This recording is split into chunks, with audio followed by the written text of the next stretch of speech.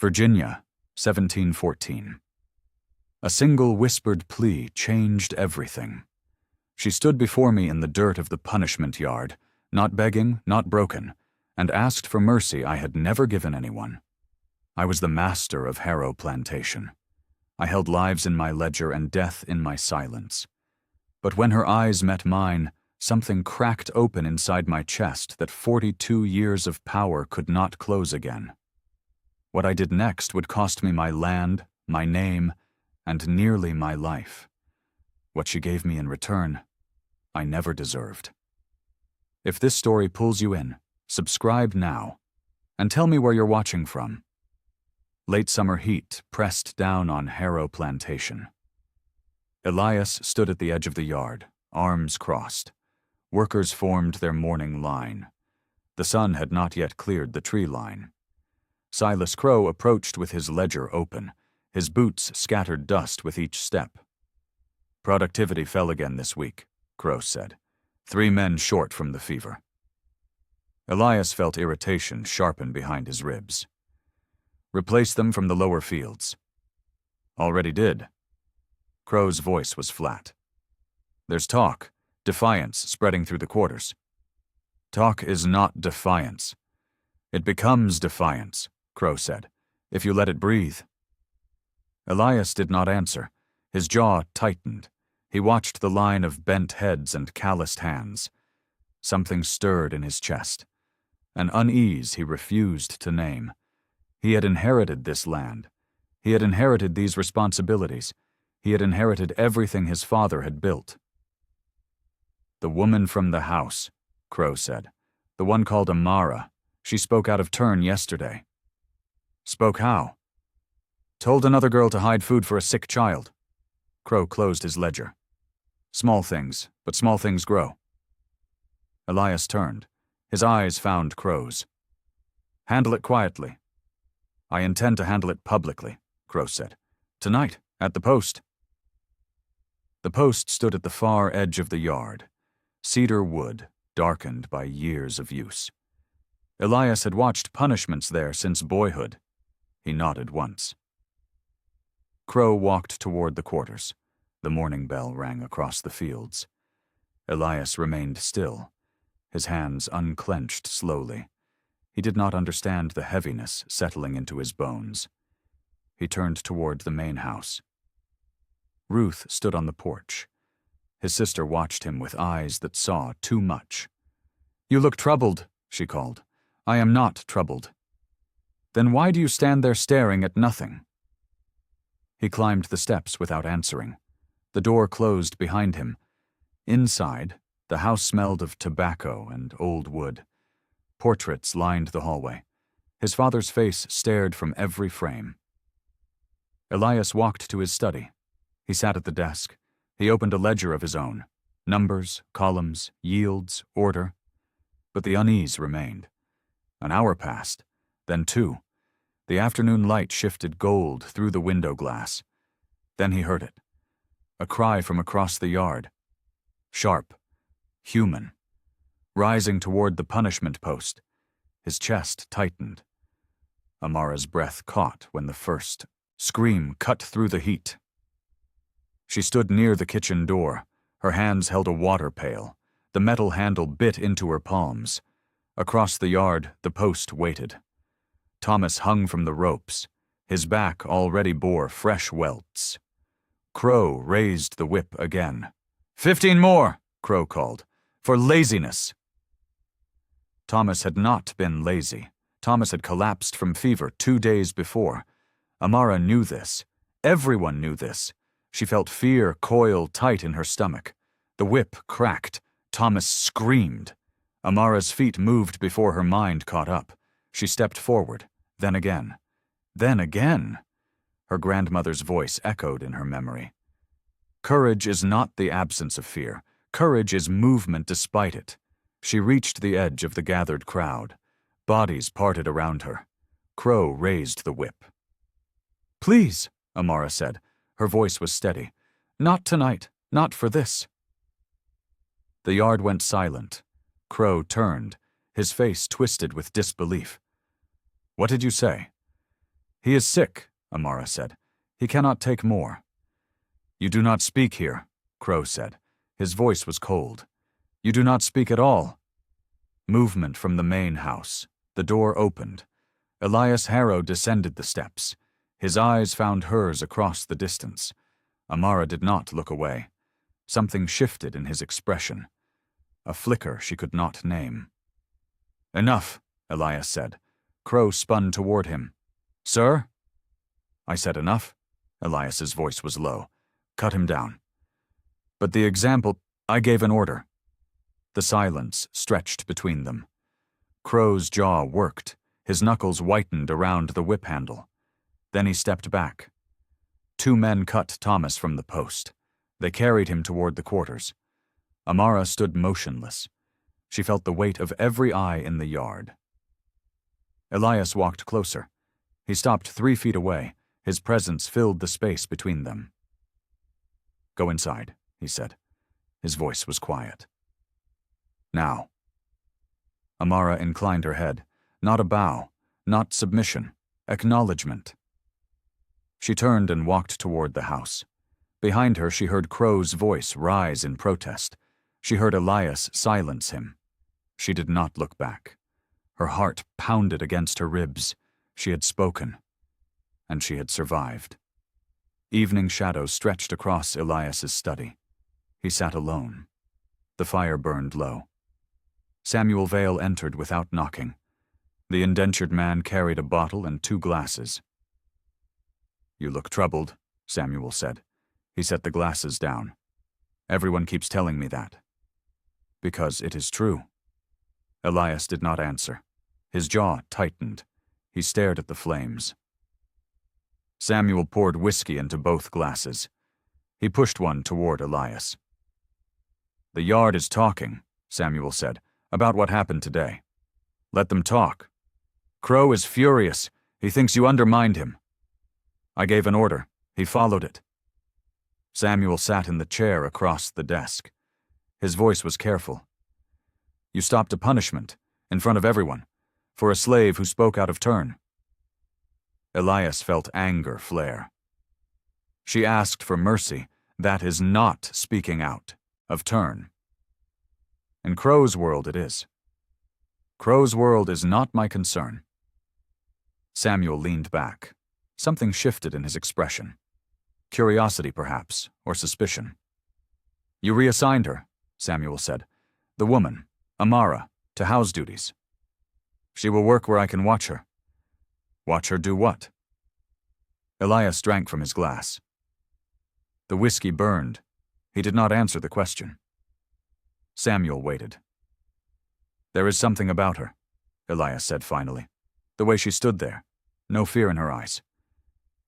"Everyone fears something." "Not her."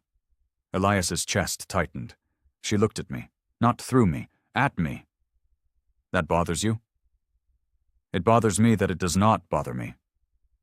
Samuel rose. He finished his drink. "Be careful. Crow watches everything." "I know." Samuel walked to the door. He paused with his hand on the frame. "Whatever you are feeling," Samuel said, "do not let it become visible." He left. Elias sat in the silence that followed. The fire crackled softly.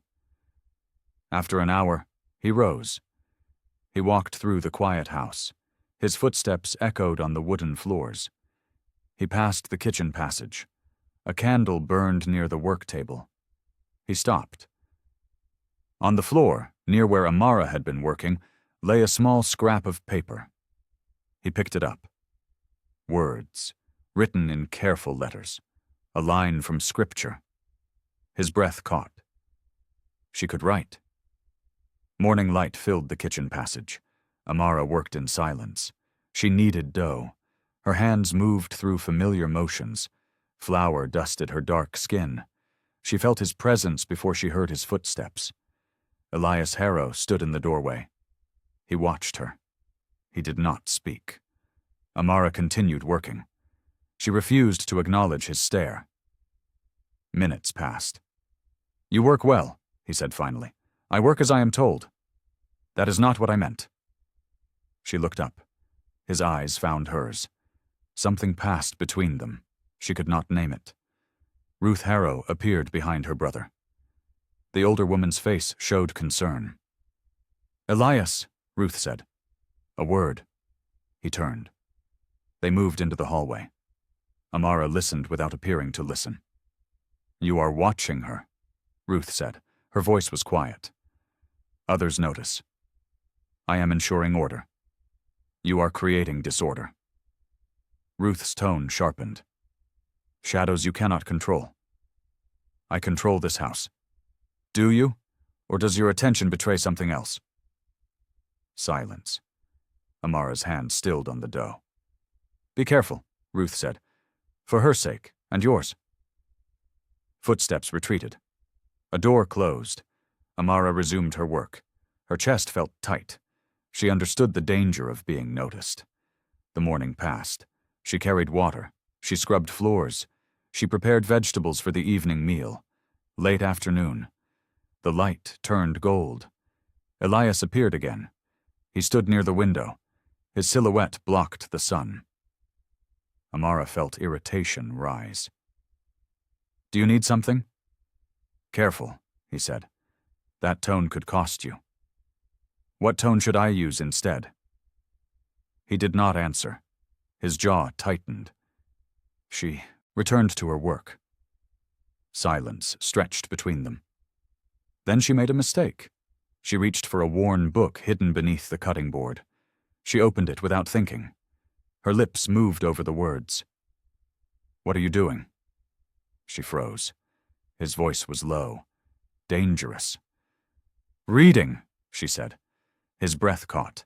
His eyes widened. She had revealed herself. Late afternoon sun warmed the garden path. Elias found her there. Amara stood near the herb beds. Her hands were still. She waited for him. "Who taught you?" he asked. "My grandmother." "That is a lie. Slaves cannot what?" Her voice was steady. "Cannot learn? Cannot think?" His chest tightened. He felt anger, and something beneath it. Shame. "You know the punishment," he said, "for reading, for writing." "I know."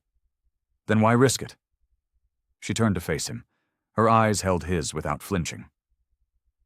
"My grandmother taught me," she said, "so I would die owned by no one in my mind." The words struck him. He felt something fracture inside his chest. Something he had built carefully over 42 years. Control, order, the certainty of inherited power. "Say that again," he whispered. "You heard me." He stepped back. His hands trembled. He did not understand his own reaction. "I should report this," he said. "To Crow, to the authorities. Then report it." She did not look away. She did not beg. Elias felt confusion flood through him. She should fear him. She should kneel.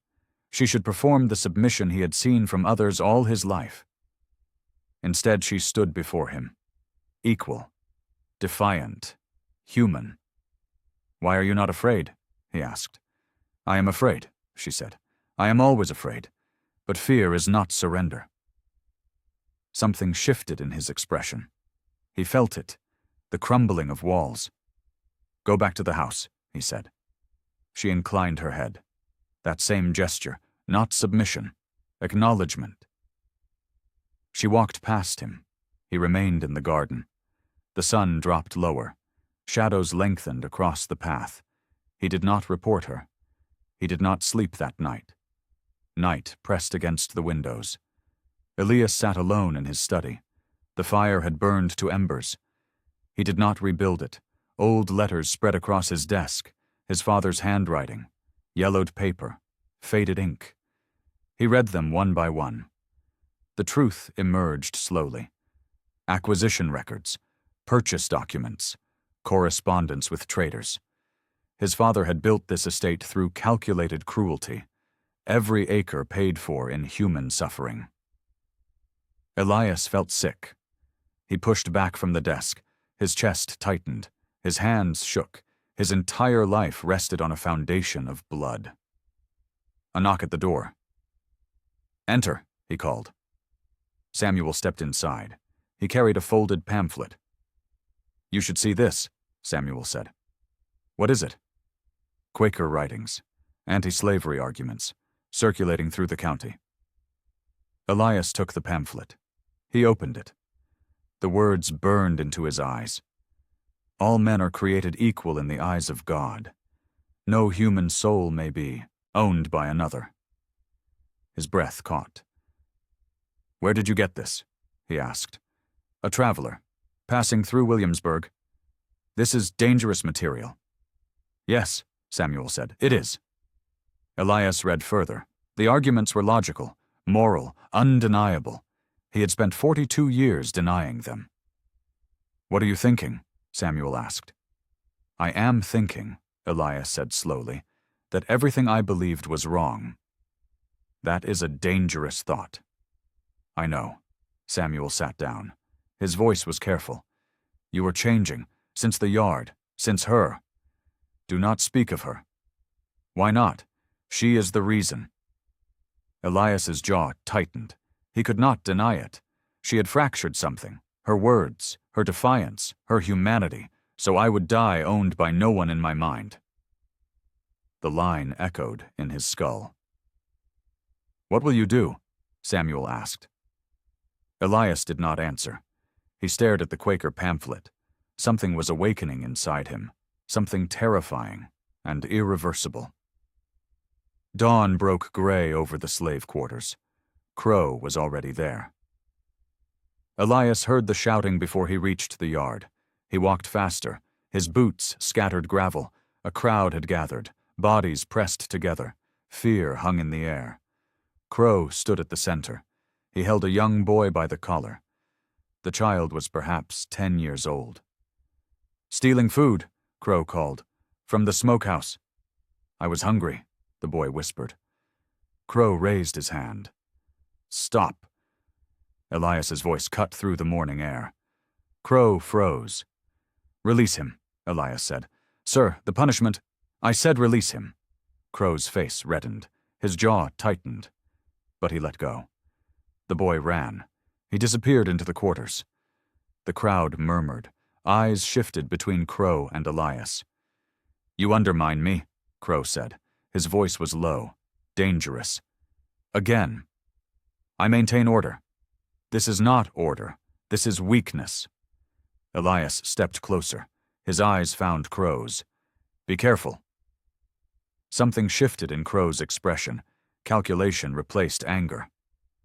The others are watching, Crow said. They see a master who does not punish. Let them see. Elias turned. He walked toward the main house. Amara stood near the kitchen door. She had witnessed everything. He felt her gaze on his back. He did not turn, but he felt something change in the air between them. Not trust, not yet. Curiosity. Ruth met him on the porch. Her face was pale. You just made an enemy, she said.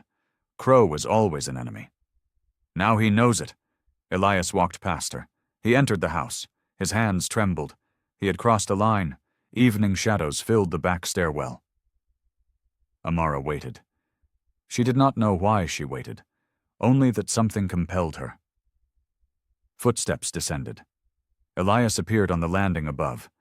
He stopped when he saw her. His body tensed. You should not be here, he said. Neither should you. He descended slowly. He stopped 3 steps above her. The distance felt deliberate. Your work, he said. From now on, house duties only. Why? Because I decide. That is not an answer. His jaw tightened. You ask too many questions. Questions are not crimes. In this house they can be. She felt anger rise. Chains inside are still chains. His breath caught.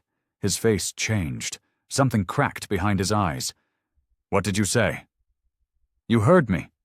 Her voice was steady. You move me from one cage to another. You call it protection, but the walls remain. He did not answer. His chest rose and fell. The silence stretched between them. I am trying, he said finally. His voice was quiet, broken. To understand something. Understand what? Why I cannot stop thinking about what you said. In the garden. She stepped back. She had not expected honesty. I am not your conscience, she said. I am not your salvation. I know. Do you? He descended the final steps. He stood level with her now, close enough to touch. I have begun inquiries, he said. Legal inquiries, about manumission. Her heart stopped, then started again, faster. Why? Because everything I believed was built on lies. She searched his face. She found no deception, only confusion, and something else. Resolve. She did not thank him. She did not trust him. But something shifted. He turned and walked away. She remained in the stairwell. The darkness pressed close. Early dawn light crept through the plantation office windows. Elias sat across from a traveling clerk. The man's name was Whitmore. He wore a dusty coat and carried a leather satchel filled with documents. Manumission is possible, Whitmore said, but complicated. Explain. Virginia law requires proof of meritorious service, or legislative petition. Whitmore opened his ledger. Neither is simple. Elias felt frustration tighten his chest. What does meritorious service mean? Saving the master's life, exceptional loyalty, something documented. And if none of that exists, then you petition the General Assembly. Whitmore's voice was flat. They reject most requests. Elias leaned back, his jaw tightened. The law itself was a cage. There must be another way, he said. There are risks. Whitmore lowered his voice. Some owners grant freedom privately, outside the law. And then, the freed person has no protection. They can be seized, re-enslaved, sold. Elias felt sick. Every path led to danger. I need time, he said, to consider. Whitmore nodded. He gathered his papers. Be careful who you trust with this inquiry. He left. Elias sat alone, the weight of complexity pressed down on him. Across the yard, Amara carried water from the well. He watched her through the window. She moved carefully now. Her shoulders held tension. She knew she was being observed. Not by him. By Crow. The overseer stood near the smokehouse. His eyes followed Amara's every step. Elias felt anger flare. He understood the danger of being noticed. He had created it. Ruth entered without knocking. The clerk is gone? She asked. Yes. What did he tell you? That freedom is nearly impossible. Ruth sat down. Her voice was gentle. Then why pursue it? Because I cannot live with the alternative. Even if it destroys you? He did not answer. Ruth rose. She walked to the door. She is watching you too, Ruth said, but not with hope, with fear. The door closed behind her. Elias remained at his desk. Crow's shadow crossed the yard. Afternoon heat hung heavy over the kitchen yard. Amara scrubbed linens at the washing trough. Crow approached slowly. His boots crunched on gravel. You work hard, he said. She did not look up. I work as expected. More than expected. He stopped beside her. Since your reassignment. Her hands stilled. She felt fear coil in her stomach. The master watches you, Crow said. His voice was soft, dangerous. Do you know why? No. I think you do. She resumed scrubbing. Her jaw tightened. I know nothing. Crow leaned closer. His shadow fell across her work. Something changed in this house, he said, after you spoke at the post. I asked for mercy, that is all.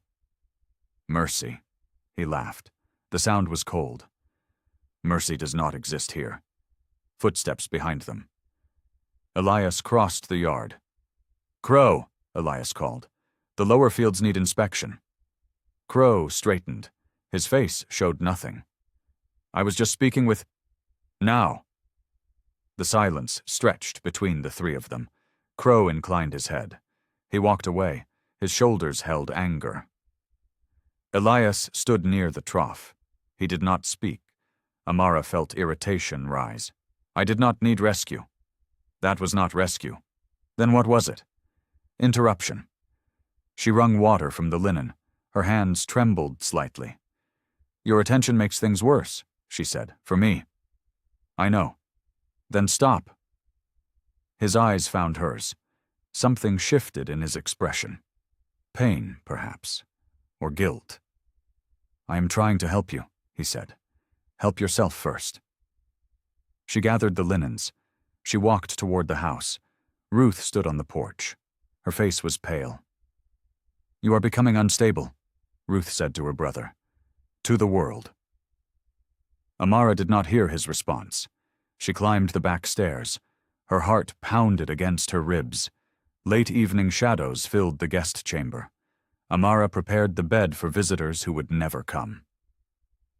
The door opened behind her. Elias entered. He closed the door. The click echoed. We should not be alone here, she said. I know. Then why are you here? He walked to the window. He stared at the darkened fields. I have something to tell you, he said. Something I should have said before. She waited, her body tensed. She prepared for the worst. I intend to free you, he said. The words hung in the air. She felt nothing. Then confusion. Then suspicion. Why? She asked. Because it is right. That is not enough. He turned. His voice was rough. What do you want me to say? The truth. The truth is complicated. Then simplify it. His chest tightened. He felt exposed, vulnerable in ways he had never allowed. You changed something, he said. When you spoke at the post, when you told me about your grandmother. I changed nothing. You changed everything. She stepped back. Her eyes searched his face. I do not believe you, she said. I know. Men promise things, masters especially. Then circumstances change. I am not making a promise. I am telling you my intention. Intentions die easily. His breath caught. Her disbelief wounded him, more deeply than rejection would have. What would convince you? He asked. Nothing you could say. Then what? Actions. Proof. Something I can hold. He nodded slowly. Then I will give you proof. She did not respond. She finished preparing the bed. He walked to the door. I do not expect trust, he said. I only ask for time. He left. Amara stood alone in the darkened room. She wanted to believe him. She could not afford to. 2 weeks passed. Elias spent his days with documents, legal petitions, property records, letters to sympathetic clerks. The complexity overwhelmed him. But he did not stop. Word spread quietly through the county. The Harrow plantation was changing. Its master was behaving strangely. Neighboring landowners sent inquiries, polite letters, veiled threats. Ruth brought him the latest correspondence. The Blackwoods are concerned, she said. They ask about your health. My health is not their concern. Your choices are. Ruth set down the letters. They see what you are doing. Let them see. They will not remain observers forever. Elias felt weariness settle into his bones. The resistance was building. He had expected it. He had not expected the loneliness. Amara kept her distance now. She worked, she obeyed, but the connection had retreated. He understood why. Trust required proof. He had given her words. Words were not enough. Samuel found him in the study one evening. You look exhausted, Samuel said. I am. The legal process? Slow, deliberately so. Samuel sat down. His voice was careful. She watches you now, differently. How? With calculation. She is preparing. Preparing for what? Escape, if you fail. Elias felt his chest tighten. He did not blame her. Self-preservation was rational. I will not fail, he said. You cannot guarantee that. No, but I can keep trying. Samuel rose. He walked to the door. Be careful, he said. Crow is gathering allies, among the workers, among the neighbors. I know. Do you know what happens if they move against you? Elias did not answer. Samuel left. The candle burned low. Elias continued writing. His hand cramped. He did not stop. The storm struck at midnight. Wind tore through the tobacco fields. Rain hammered the earth. Lightning split the sky. Elias woke to shouting. He dressed quickly. He ran into the darkness. Workers scrambled to save what they could. Tarps ripped free. Seedlings drowned in mud. He saw Samuel directing a group near the barn.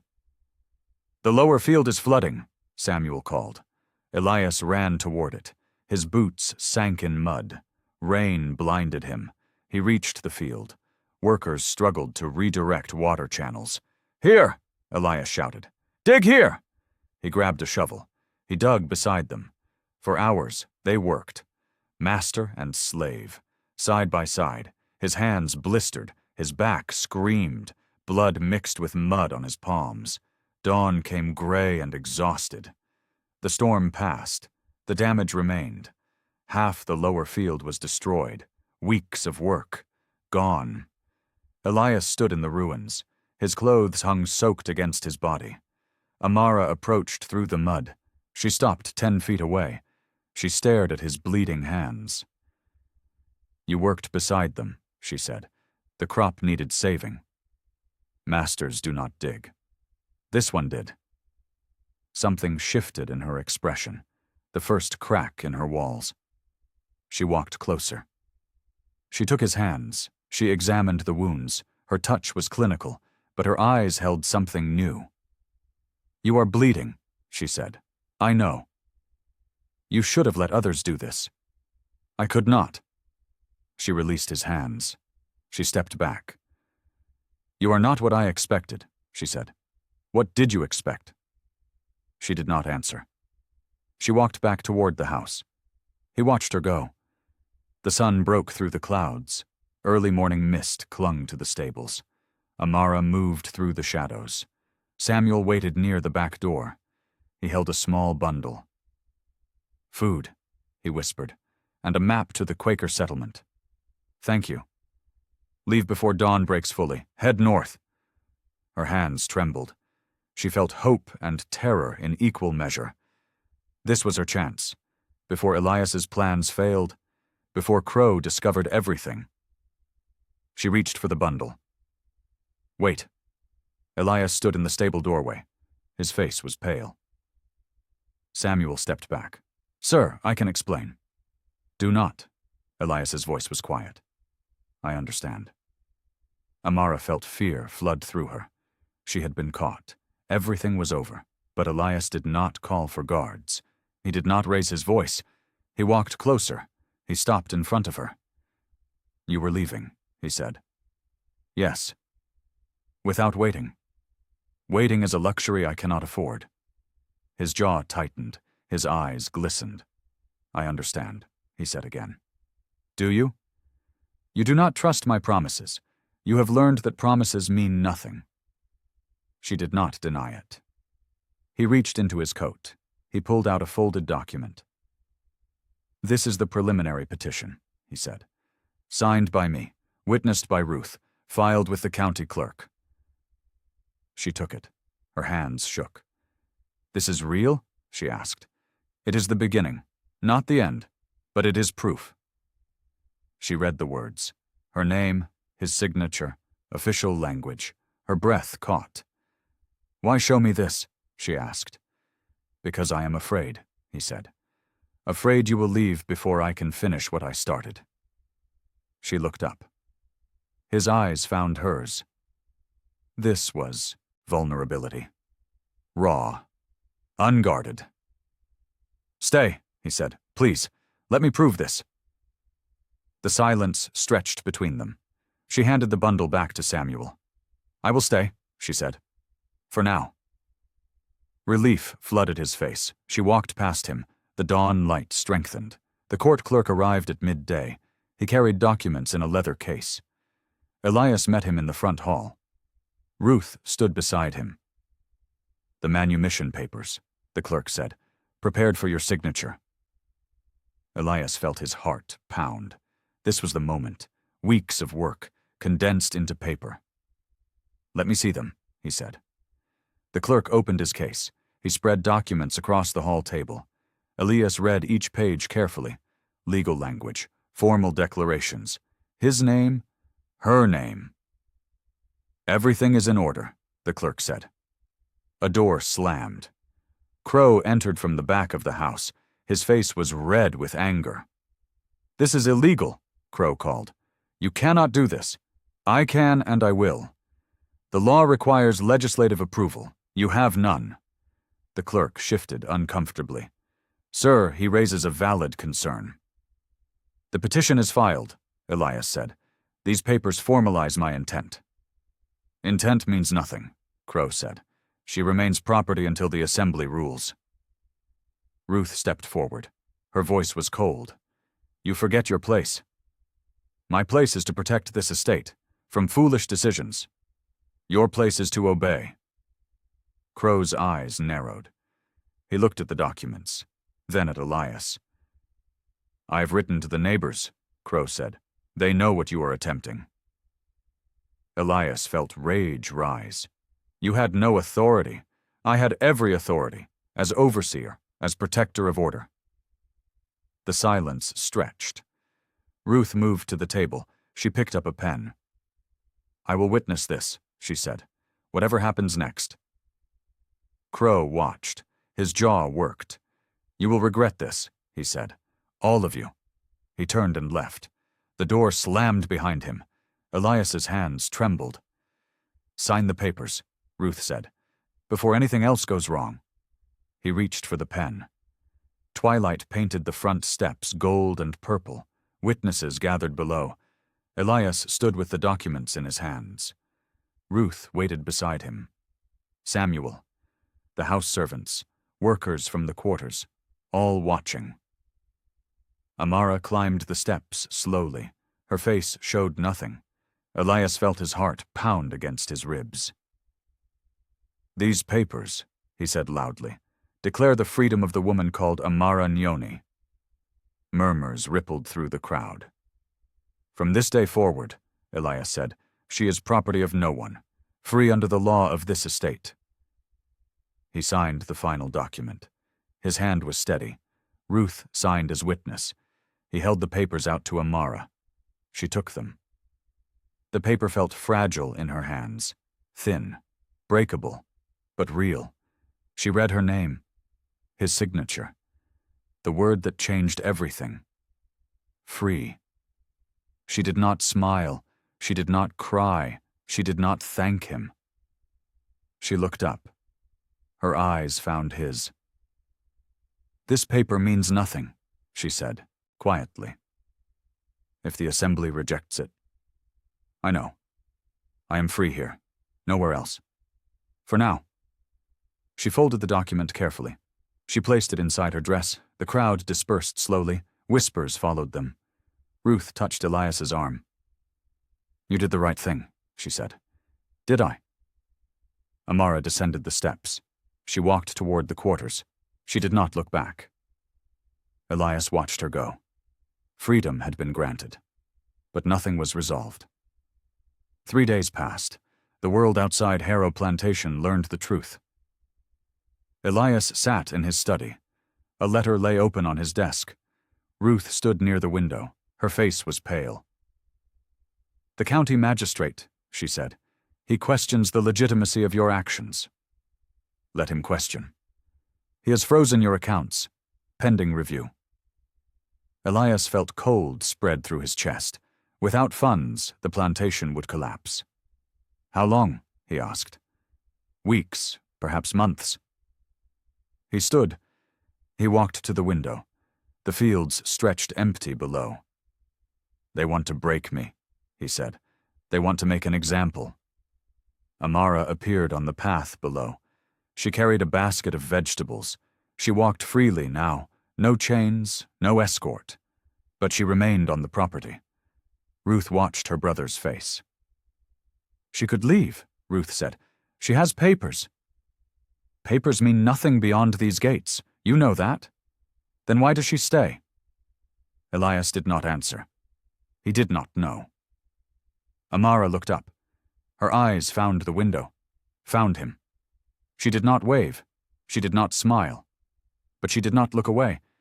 Something passed between them, unspoken, uncertain. She chooses where she stands now, Ruth said. That is different. Is it enough? I do not know. Elias turned from the window. His jaw tightened. I need to find allies, he said. Someone with influence. The Quakers?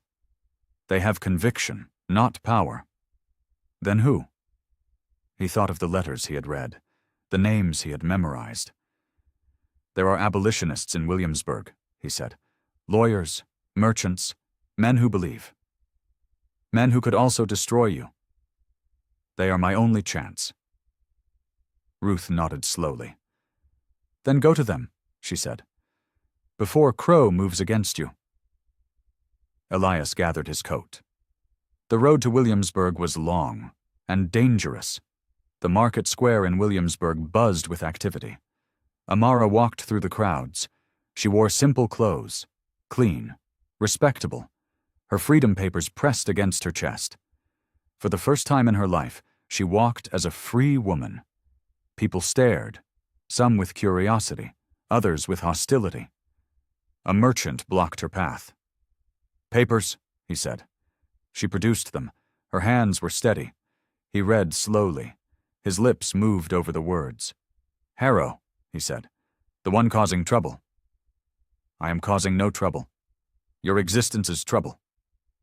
She took back the papers. She walked past him. Her heart pounded. But she did not run. She reached the dry goods store. She purchased flour, salt, thread. The shopkeeper took her money. Without comment. His eyes held suspicion. Outside, she felt the weight of every gaze. A woman approached, older, weathered, her skin dark. You are the one, the woman said. From Harrow. Yes. They say he freed you.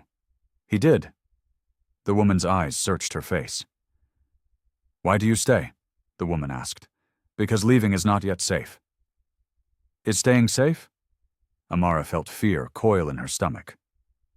No, but it is familiar. The woman nodded slowly.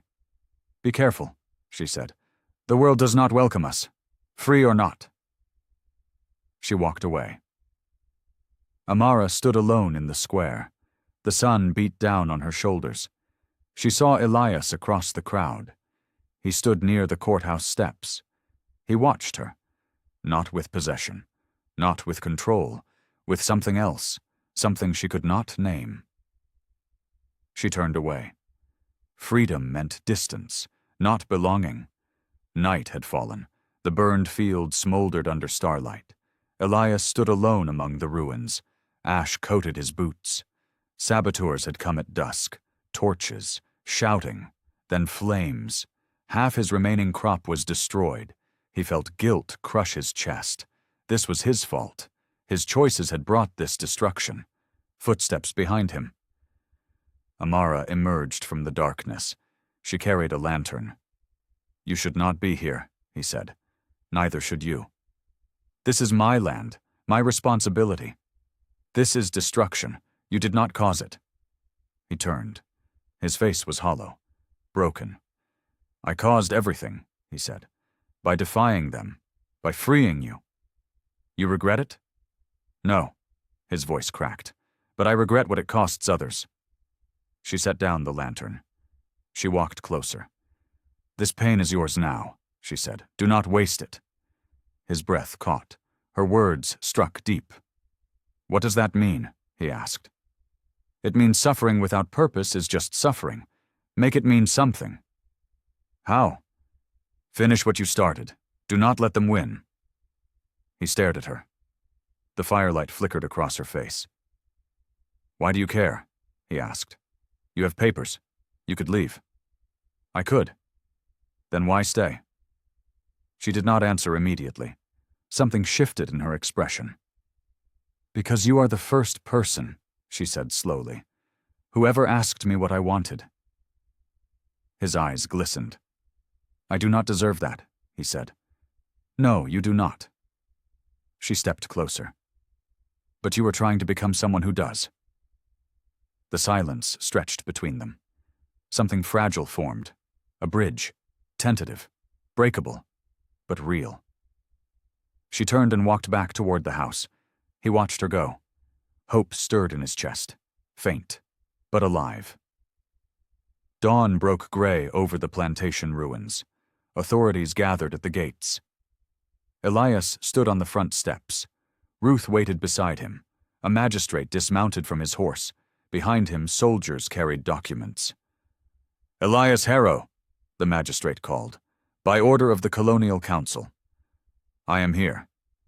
You are hereby notified of property seizure, pending investigation into unlawful manumission. Ruth's breath caught. Her hand gripped Elias's arm. How much? Elias asked. His voice was steady. The lower fields, the eastern boundary, 40 acres total. That is half my land. That is the consequence of defiance. The soldiers began placing markers, boundaries redrawn. Crow appeared near the stables. He watched with satisfaction. You did this, Ruth called to him. You betrayed him. I protected the natural order, Crow said. Someone had to. Elias felt rage rise, but he did not move. The investigation will continue, the magistrate said. You may face criminal charges. For freeing one woman? For disrupting property law? For encouraging rebellion? The magistrate mounted his horse. The soldiers followed. They rode away. Elias stood motionless. His world crumbled around him. Ruth began to cry. I have destroyed us, Elias said. You tried to do right. Right doesn't matter. Only power matters. Amara appeared at the corner of the house. She had heard everything. She walked toward him slowly. She stopped at the bottom of the steps. I will leave, she said, if it helps. It will not help. Then what will? He looked at her. His eyes were hollow. I do not know, he said. I do not know anything anymore. She climbed the steps. She stood beside him. She did not touch him. She did not speak. But she stayed. He did not deserve it. But she stayed. The Williamsburg courthouse loomed against the morning sky. Elias climbed the steps alone. Inside, the chamber filled with observers, landowners, merchants, officials. He took his place before the magistrate's bench. Ruth entered through a side door. She sat in the front row. Elias Harrow, the magistrate said, you stand accused of unlawful manumission and disruption of colonial order. I understand the charges. How do you respond? Elias felt his heart pound. He had prepared words, arguments, defenses, but he spoke the truth instead. I freed a woman, he said, because owning another human being is wrong. Murmurs rippled through the chamber. The law permits such ownership, the magistrate said. The law is unjust. That is not for you to decide. Ruth stood. Her voice carried across the room. I would speak for my brother, she said. You may. She walked forward. Her hands trembled, but her voice was strong. Elias Harrow has served this colony faithfully. He has paid his taxes. He has maintained order. Until recently, the magistrate said, until he examined his conscience. Ruth's eyes swept the room. Is that a crime, to question inherited cruelty? Silence. The door opened. Amara entered. She walked down the center aisle. Every eye followed her. She stopped beside Ruth. I am Amara Naoni, she said, the woman in question. The magistrate frowned. You have no standing here. I have standing as a witness to what this man has done. Speak then, quickly. Amara's voice was steady. He gave me freedom, not because he gained anything, but because he believed it was right. That does not excuse violation of law. Perhaps not, she paused, but it reveals his character. The chamber fell silent. Then a voice from the back. I would speak against Silas Crowe. Samuel Vale stepped forward. He carried documents. The overseer has embezzled from this estate, for years. I have proof. The magistrate leaned forward. Present it. Everything shifted. 2 months passed. The world slowly rebuilt. Elias worked the soil himself now. Fewer hands, less land. But peace. The investigation had ended. Crowe was arrested for embezzlement. His testimony against Elias was discredited. The manumission stood. Technically, legally, uncertainly. Amara returned to the property. Not as servant, as tenant worker. She paid rent. She kept her own hours. She answered to no one. Elias saw her each morning. They spoke briefly, carefully. The distance between them had changed. Not closed, but softened. One afternoon she found him mending a fence. You work harder now, she said. There is no one else. You could hire hands. I cannot afford them. She picked up a hammer. She began working beside him. What are you doing? He asked. Helping. You do not have to. I know. They worked in silence. The sun moved across the sky. Why did you come back? He asked finally. I told you. Leaving is not yet safe. That is not the only reason. She set down the hammer. Her eyes found his. No, she said. It is not. Then what? I wanted to see who you would become, without power, without control. And? You are becoming someone different. His chest tightened. Better? I do not know yet. She returned to work. He watched her for a moment, then he picked up his tools. They continued in silence. But the silence was comfortable now. Autumn painted the orchard gold and crimson. Elias walked among the trees. Amara waited near the old stone wall. She had asked to meet him here. He approached slowly. His heart pounded. You wanted to speak, he said. Yes. About what? She turned to face him. Her expression was unreadable. I have been thinking, she said, about what happens next. For you? For us. His breath caught. He had not expected that word, us. There is no us, he said carefully. I have no claim on you. I know. Then what do you mean? She stepped closer. Her voice was quiet. I feel something, she said. When I am near you. I did not expect it. What do you feel? I do not know. Something I have never felt before. Elias felt his chest tighten. He wanted to reach for her. He did not. I cannot offer you anything, he said. My wealth is gone. My reputation destroyed. I do not want your wealth. Then what do you want? I want to choose, she said. For the first time in my life. I want to choose. Choose what? Her eyes found his. You, she said. The word hung between them. He felt tears sting his eyes. I love you, he said. I have loved you since the garden, since you told me about your grandmother. I know. But I never expected, neither did I. She reached out. Her hand touched his chest. But I choose this because I want it, not because I need it. He covered her hand with his. The autumn wind stirred the leaves around them. I will never own you, he said. No, you will not. But I will love you, for as long as you allow. She smiled. The first real smile he had ever seen from her. Then love me, she said. He did. Spring morning light flooded the plantation steps. Elias stood in his finest remaining coat. Ruth waited beside him. Samuel stood as witness. Amara climbed the steps slowly. She wore a simple white dress, flowers woven in her hair. A traveling minister held an open Bible. "We gather here," the minister said, "to witness a union." Elias felt his heart pound. This was impossible, illegal, dangerous, and absolutely right. "Do you take this woman," the minister said, "as your partner and equal?" "I do."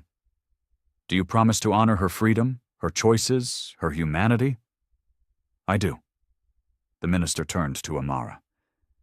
"Do you take this man willingly, without coercion, without obligation?" "I do." "Do you choose this union freely?" She looked at Elias. Her eyes held certainty. "I choose it," she said, "for myself." The minister closed his Bible. "Then before God and these witnesses, I declare you bound, not by law, but by love." Elias took her hands. His eyes glistened. "I never thought this possible," he said. "Neither did I." "What happens now?" "We live," she said, "carefully, together." Ruth wiped tears from her cheeks. Samuel nodded with quiet respect. Beyond the gates, families walked the road, some freed, some still bound. But something had changed. In this small corner of Virginia, one man had chosen differently. One woman had demanded her humanity, and the world, however slightly, had shifted. Amara turned toward the horizon. "Where do we go from here?" she asked. Elias stood beside her. He took her hand. "Wherever you choose," he said. She smiled. The morning light stretched before them, and for the first time, the future belonged to both of them.